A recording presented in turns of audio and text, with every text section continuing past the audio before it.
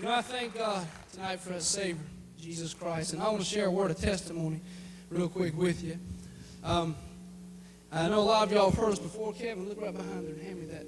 There's a sheet back there. It's got some statistics on it. Y'all have heard us before, and I know a lot of y'all know our testimony, or my testimony. And I want to share something a little bit different with you that the pastor had out on his table. And I just want to read this off to you real quick. Every 24 hours in America, 7,800 teens become sexually active. 24 teens commit suicide. 1,104 teens have abortions. 624 teens contact a sexually transmitted disease.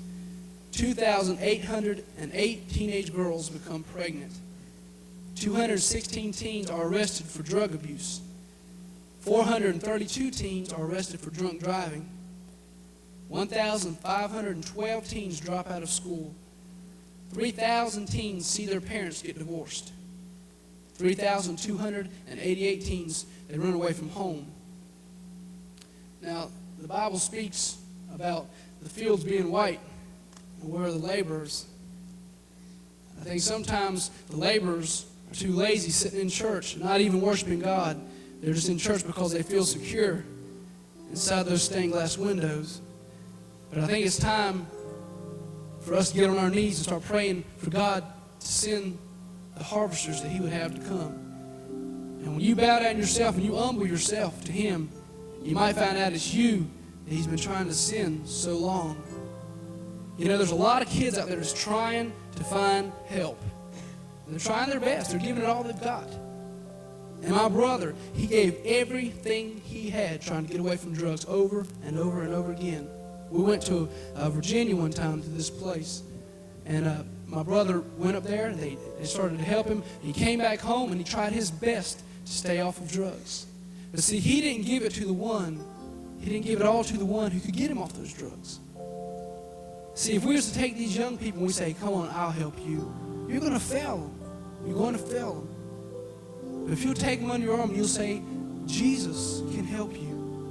I know a man who's greater than I am that can help you with any problem you've got.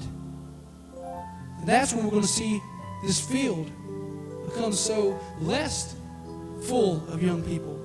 And see our church is full of young people worshiping God. My brother committed suicide when I was 16 years old, for those of you who don't know it. He tried all that he could do. He did everything he knew to do to get away from the drugs. He grew up in a Southern Baptist church and had all those years of perfect attendance.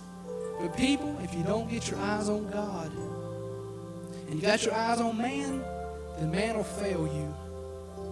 Man will fail you. And we've got to point this lost generation to Jesus Christ. I know we're young, and I know you look up here and you see a bunch of young men. We're from the age of 17 up to 28. Yes, we're young. Well, we don't apologize for that because God has chosen us. He's given us this opportunity to go and proclaim something to this world. And there's a lot of people here where we're at, Myrtle Beach, that don't understand about this Jesus that we talk about. Now, what are we doing to change their lives? What are we doing to change their lives? Because, see, Paul isn't here. Stephen, he's not here. All the disciples, they're gone. You know who's left? We're left. And I got to feel old Peter was standing on a mount as Jesus was ascending. He was saying, wait a minute, where are you going? He says, you got to tell the rest of the world. And Jesus says, no, my job's done. He says, now you got to tell the world because you're my disciple. And we might be the singing disciples and the playing disciples, but you may be the youth leader disciple or the pastor disciple. You may just work, you might be a lay person out there in the field, but we've got to tell this world. And it's up to us. Listen to a song that I wrote about my brother. We call it Tony's.